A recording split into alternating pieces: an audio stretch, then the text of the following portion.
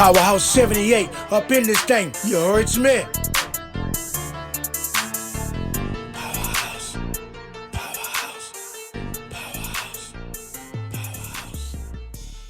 Welcome to Powerhouse 78 Prison Reform. Welcome my fans, my viewers, my guests. This is episode 1, and today we're going to be speaking about the mindset before prison. Right. How you doing, doctor? Oh, man, I'm cool. Listen, brother. Man, I'm blessed to be on here with you, for real. You know what I'm I saying? appreciate you coming. Both of us been behind the wall. Yes, sir. We've seen a lot. You know what I'm saying? A lot of stuff was like eventful, per se. Some was horrific, life-changing, but beneficial, too. And when I say beneficial, I mean like we learned from what we seen. Right. You know what I'm saying? And one of the biggest things we learned was not to do that. You know what I'm saying? Right. We really learned a lot, man. And like me, of course, you know, I got my own podcast too. And of course I got to get you on it. It's called Beautiful Struggle. All the time. Like You the know, sound of it all. Yeah, thank you. And a beautiful struggle is what we all go through. You know what I'm saying? But like you said today, you want to talk about the mindset. Right. Before prison. Okay. Teach on that groove for me. Talk to me. All right, so before you got incarcerated, before you even thought about jail, trouble, prison time, what was your mindset in your household as you was growing up as a youth, as a teenager, walking into your manly desire? Man, no, it's funny. That's crazy. Now, as a youth, I wasn't in the streets. I wasn't in the streets at all. You know what I'm saying? I actually grew up in a 2-parent home. Okay. You know what I'm saying? I ran track. You know, I was fascinated with things that the other little kids in my neighborhood wasn't. Like, I raced bikes. Back then, I was messing around with skateboards. Plus, I went to art school. So, you know, I fascinated on doing all that. But my main thing was I DJ. I always dabbled in music. You know what I'm saying? So that's all I really wanted to do. Okay. You know what I'm saying? It was a 2-parent household, but it was kind of toxic. Okay. You know what I'm saying? But I didn't dabble in the streets until like I got out of high school. You know what I'm saying? And I went from DJing more to drinking. You know what I'm saying? I started drinking a lot because that's what I see. Right. You know what I'm saying? Right. And it went from there to seeing my homies hustle. Okay. You know what I'm saying? I said, man, I'm going to try this. And they telling me what they making, what we doing, you know what I'm saying? And it went on and on and on and on, you know what I'm saying? From the hustling to music. So it's like both of them played a part, you know what I'm saying? Like a right foot, left foot, one needed the other, you know what I'm saying? Right. To me, that's how I seen it. But my mind state was, back to that question, was to get this money and survive. Get this money and party, you know, just make it happen. That was my mind state, you know what I'm saying? Just to get it. Right. Hustle. And so basically, you was fortunate to be raised in a household with your mom and your dad. I'm going to say my mom and my dad, yes. It was my stepdad, but he raised me as a youth, you know what I'm saying? So that was my dad. Yeah. Me and my other 4 siblings, you know what I'm saying? Was it just like any other household? No. Because no household is like that house. You know what I'm saying? All of them are different. You know what I'm saying? Right. Because I never lived on that fairy tale looking stuff what they show on TV. You know what I'm saying? Right. You know, I always was a person that, you know, I consider myself a realist. You know what I'm saying? I always did, you know? So, yes, I had a 2-parent home. Yeah. Okay. Back to your question. Yeah. So, getting out of that youth stage, becoming a teenager, where were your mindset and your lifestyle was at that particular time?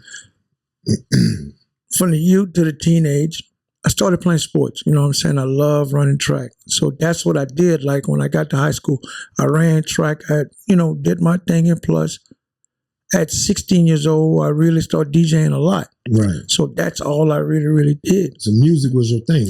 Always was. Till this day, it still is.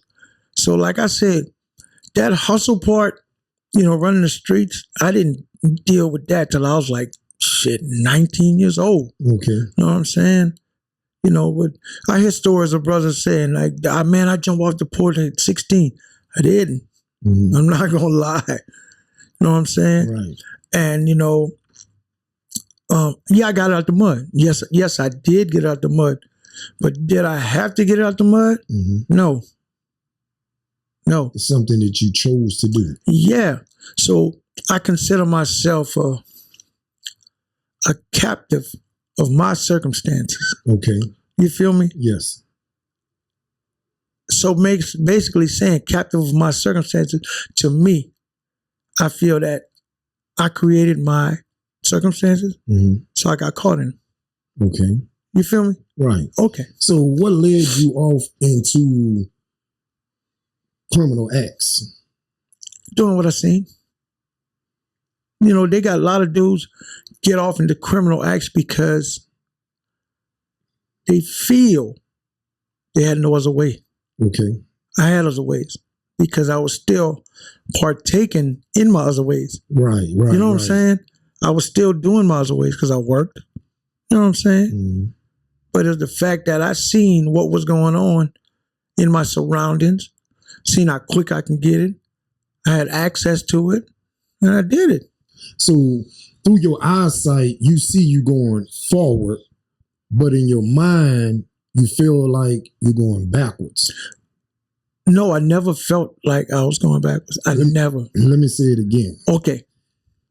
Through your eyes, yes, from the streets, the things that was luxury, things that was glamorous to you, that you wanted to succeed, you wanted to do things that everybody else can do and bigger and better. Yeah. Okay. But in your mind, you know it's not right, but you're going to do it anyway because this is a choice that you choose to do. Yeah. Yeah, you're absolutely right. You're right. I'm glad you explained it like that. But when you're young, doing that, to me, at that age, that inner voice wasn't hidden because I feel like I was cluttered. My mind was cluttered and distracted by everything I seen and wanted it. Right. So that inner voice wasn't, man, that's not right. That wasn't hidden. Now, as an older person, we know that. Right. And that's what conviction come in at now. Yes. You absolutely right. You know what I'm saying? You absolutely right. So I get where you at with it. I really, really do. But at a young age, that was my mindset. Man. But as I got older, things changed. Like when I got jammed up the first time. The first time I got busted, my mindset was, damn, he got me. The first thing came, I got to get out of here. Right. I got to get out of here. That's where my mindset was. But my mama always told me this. Boy, if you get in trouble and go to jail, and you go into jail for something less than, if it's not about you defending yourself because somebody trying to kill you, I'm not coming to get you. Well, see, your story, my story, and many other people's story is similarity. Yeah. Especially in a black culture. Because all of us, we wasn't fortunate enough, family-wise, mother and etc. Wasn't fortunate just to say, hey, just go to school. I'm going to take care of all the bills. Yeah. You don't need a job right now. Get a job when you're 21. Now, check this out. Funny you say that. That's fortunate enough, right? Now, I know guys that was fortunate enough to say, hey, listen, look, focus on school. That's all. Don't worry about no bills. Don't do none of that. Right. And they still did what they did. See what I'm saying? Right. They still hustled. And I feel that they still hustled because that's what they wanted to do. They were like, Nah, I'm not going to agree with that. I mean, we can agree to disagree. but always remember, that's an opinion, Mm-hmm. but at the same time, that's what I seen. Right. See what I'm saying? See, you know, on my behalf, the way Mm-hmm. I see it, we both was born and raised in Louisiana, Mm-hmm. two different parts of Louisiana. Yeah. So the way y'all operate in the city of New Orleans Mhm. is totally different where we operate in the city of Baton Rouge. Yeah. So we have similarity themes of raising up, Mhm. but at the end of the day, it's like a person, a child, the more he see criminal acts, he don't know it's criminal. It just look good. The money, the cars, the clothes, the goals. Well, just it like if you saying it like that, and I agree with you fully. Basically, what I said, I'm really saying the same thing you're saying when I said at a young age. Mhm. You know what I'm saying? It's the same thing. I don't know it's wrong. Right. So that when I said the part about that inner voice. If I'm correctly, Mm-hmm. statistics say that a male is not fully developed mentally Mm-hmm. until he's the age of like 16 or something like that. It may be a little higher. Well, you saying that, that's why when these kids go to jail at a young age, Mm-hmm. that's where they stuck at. That's where their mind stayed at. Right. See what I'm saying? And people be like, he came home. Look how he acting. Well, His mind couldn't get fully developed, you know what I'm saying? And if he's not around the right people while he's in there, Mhm. it'll never get fully developed. Well, let me tell you a little bit about why I came up with the show Prison Reform. Okay. My deepest desire after doing 24 years and 35 days in prison Yeah. is to help others not go where you and I done been, Facts, I can or true that. not be a repeat. Yeah. Recidivism. So therefore, I feel as though me knowing that you done did time in the Yeah. feds, I done did time in the state. Yeah.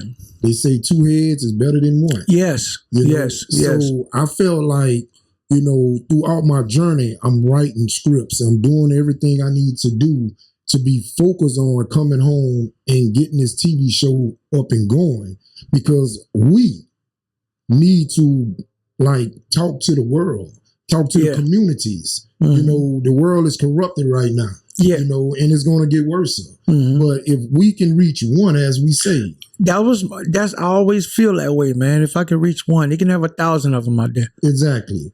You And- know, so my Mhm. passion, man, excuse me, my passion for prison reform, man, I struggle with the name for a good while. Mhm. And I say, you know what? This is your passion. This is what you want to do. This is what you love. This is your Mhm. career. Yeah. So therefore, name it behind yourself. Yeah. So I say, you know what?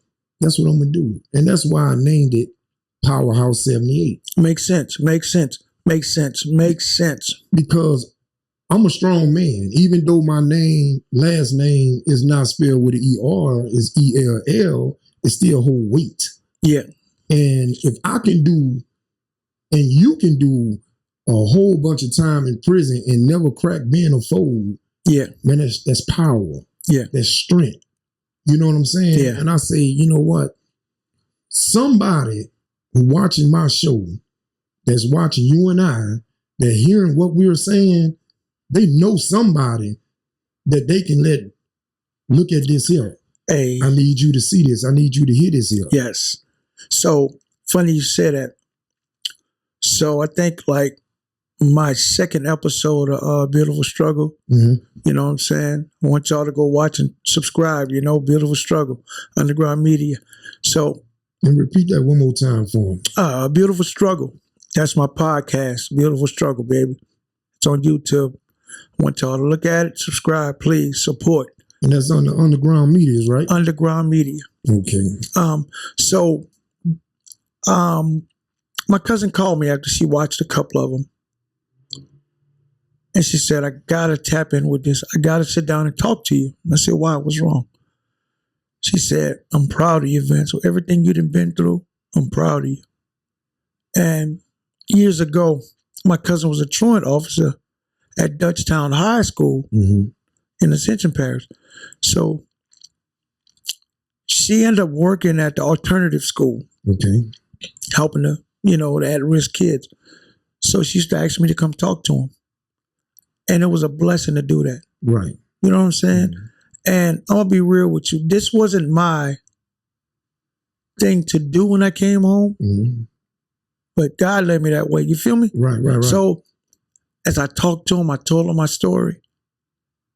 And like, they really, really listened. You know what I'm saying? Right. And I feel or believe, and I know that I touched about 2 of them and made a difference. And I used to go back and check on them. But now I'm doing a podcast. My cousin reached out to me and she said, listen, we got to get on here. Have me on there, please. We got to go talk about the youth. We got to help them. I said, I don't have no problem with that. You know what I'm saying? That's what I want to do. That's what I really, really want to do. Well, see, let me cut you off for a second. Yeah. You got a lot of people now trying to and is doing prison reform podcasts. Yeah. We have to make it different. We have to make it different. And the reason why I say that is because we have to touch the audience who are watching us now to go back and look at the next one, the next one, the next one. Yes. And like I used to tell the wardens and the colonels and captains in the prison system, you would rather your phone blowing up saying, hey, how can I get my son or my husband from your prison, or calling and asking, how can I get him there? Yeah. You see what I'm saying? So what I'm saying, in other words, I'm saying that we would rather our phone, our social media links to be blown up. Hey, look, I need you to come talk to me. Yeah. I need you to come talk to these kids. I need you to do this here. I need you to do that. And the passion that we have, once we see that we are in a safe place to where we invited, we're going to go. Yeah. We're going to go. Because everybody is not for prison reform. Yeah. You got those that want to see us in, and you got those that don't want to see us in. It's crazy when you said a lot of people not for prison reform. A lot of people not for prison reform, know why? Because none of their people or close friends was affected by it. Right. And to a certain degree, I feel like respect due, but that can be selfish. Yeah. But remember, that's my opinion. And remember, opinion is like an ass, so everybody got one. Right. You feel me? So that's just my opinion. That's how I feel, So I'm not going to sit here and point the finger, you. I'm not going to ridicule nobody about the way I see it. So what I do, I stay in my lane, and me and you going to get together in your lane too. And we're going to do what we can do to make a difference. Right. And if they catch on and want to help, cool. You know what I'm saying? It's all good.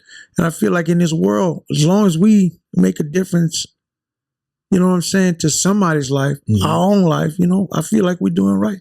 Exactly. You know what I'm saying? And I agree with you, man, because at the end of the day, people they fake the funk.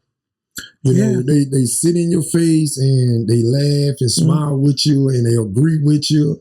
And then as soon as something else triggers off, your phone blowing up. Hey, one of my friend girls or friend guy's son just went to jail. Do you know anybody? Exactly. But you didn't want to support prison reform. Right. See what I'm saying? So it almost make you think about politicians. Yeah. You know what I'm saying? I'm gonna shake hands and kiss the babies. Right. I'm gonna tell you what you want to hear. And later on, it's over with. Right. And that's what people do. Yes. That's what they do. But all that change when your mama, your daddy, your good friend, or your cousin, or your brother or sister sitting in there, sitting in there, man. Never thought. Never thought. I remember Jeezy had on one of his songs, he said he felt that being in jail was the next thing worse than hell. It's a mind state. Right. It's a mind state, man. It really, really, really is. You know what I'm saying? Well, I'm going to say this here before I ask you this question. Yeah. I remember the second time that I went to court to give time back, and the guards who brought me, they asked me, how do I feel? And I said, what you mean? Say, how you feel about giving his time back? I say, I don't regret prison. I say, because prison made me the man I am today. Yes. So I don't regret it. I say, I if I would have been doing the same things out on the street, I would have never made it to this point. Mm-hmm. You know, I say, so I don't regret going to prison. And I'm not ashamed to say that to no one. I don't regret going to prison, because prison is not for everyone. Prison is for someone, but you can make prison out of the best that you can. Yeah, because prison goes from being physical and spiritual, mental, you know what I'm saying? Right. Because, you know, when you can be sitting where we at, but incarcerated in the mind. Right. You know what I'm saying? So the question I want to ask you is, because we only have like maybe 7 more minutes on this show. So yeah. If anything you want to ask me before we get off the show? Let me see, man. You know, you say you did what, 24 years? Yes, sir. You know, you bounced around the different prisons, right? Yes, sir. You know what I'm saying? It might sound funny, but what was the first thing you wanted to do when you came home? Well, to be honest with you, at that time, I really wanted to go home to my ex-wife. I was married. Yeah. And I went home to her, and you know, that's where I wanted to be. Yeah. You know, that's where I felt comfort. Mm-hmm. You know, but things change. So I really can't say what was besides that the first thing I wanted to do, because pretty much me being a Class A trustee, I was whatever. Yeah. So me, I wanted to take a bag. Well, feds can't do that. State, certain jobs you can do that. Yeah, bro. I just wanted to sit. I wanted to sit in a hot tub of water, man. From there, give me about 10 pounds of crawfish and sit on the levee. You know what I'm saying? I just wanted the simple things in life. You know what I'm saying? Mm-hmm. You know, and like when I came home, my mom didn't know I was coming home. You know what I'm saying? I just popped up on her. You know what I'm saying? And I said, "Hey, girl, what's up?" And she just broke down crying. You know, because I felt that me going to prison, I hurt her. Right. You know what I'm saying?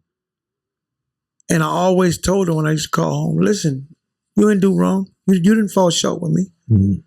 See, because I did what I wanted to do. Right. You know what I'm saying? Right. To get where I'm at. But you know what I'm saying? A lot of people be like, what you want to do when you get home? Besides that, dude, it's like my mind was racing, you feel me? Mm-hmm. But you know, when they told me I was going home, my case manager let me use the phone, right? Right. I didn't call home for clothes and cars. Say, hey man, I need a job. Right. Exactly. You know what I'm saying? I just wanted to come home. I needed to come home, my boots on the ground. I wanted to be running. Right. You know what I'm saying? And one thing I didn't do and still don't do, try to make up for lost time. Mm-hmm. You know what I'm saying? Well, that's what a lot of brothers these days falling short at, trying to make up for lost time. Yes. You know, yes. So I got a partner, man. I just called today. Yeah. And I said, hey, I'm still living. I'm not in prison, man. I ain't heard from you. Yeah. You know, and he was like, well, man, brother, be busy. I said, yeah, I know you're trying to make up for time.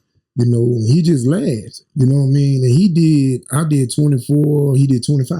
Yeah. Man, but you know that thing be happening sometimes, bro. No disrespect. a lot of times people don't want to talk to you. You got nothing to offer. Right. Exactly. You know what I'm saying? Exactly. I know you with that. You know, man, you know how many brothers and sisters I call?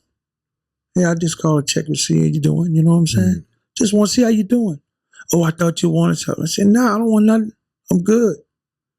I just want to see how you doing. You know, one of my close relatives, man, say a nickname, Coco. Mm-hmm. And man, that's my sweetheart. Yeah. That's like biological sister when it's my first cousin. Yeah. You Yeah. know, so you know, she looked out for me, man. Yeah.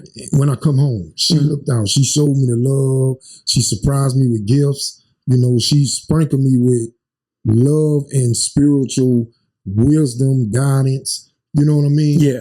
And a lot of people, you know, they really, I'm not gonna say don't like her.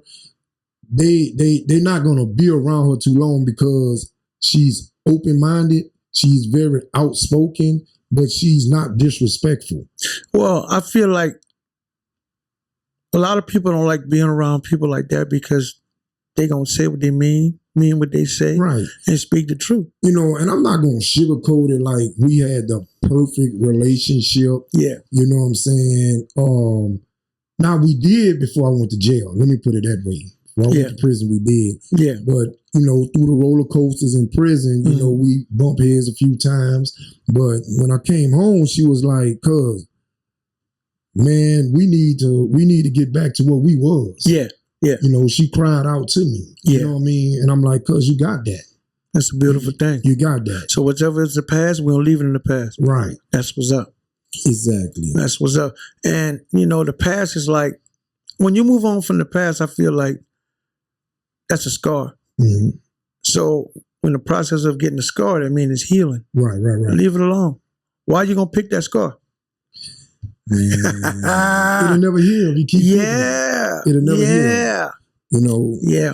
But man, y'all tune in to Underground Media.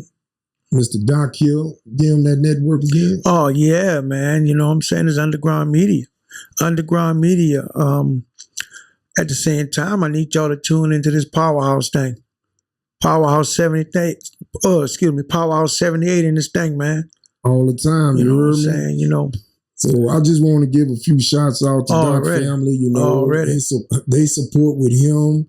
You know, and my family and friends. Yes, we support what y'all got going on, and, man. Man, I appreciate it, man, to the fullest, man. I'm gonna have a few people that I want to do a 3-way thing, man, on one of these shows, bro. Listen, brother, whatever you want to do, you know what I'm saying? Like, let's just open it up. You know what I'm saying? I just feel like we got a platform now. Ain't no gatekeeping over here. You know what I'm saying? If we can help, we're going to help. You know what I'm saying? Right. We're going to do what our culture's supposed to do for each other. Exactly. You know what I'm saying? We each one teach one. That's it. See, I wasn't one of the ones that listened to all that positive and good stuff when I was behind the wall and left it there. You know what I'm saying? I didn't do that. You know what I'm saying? Right.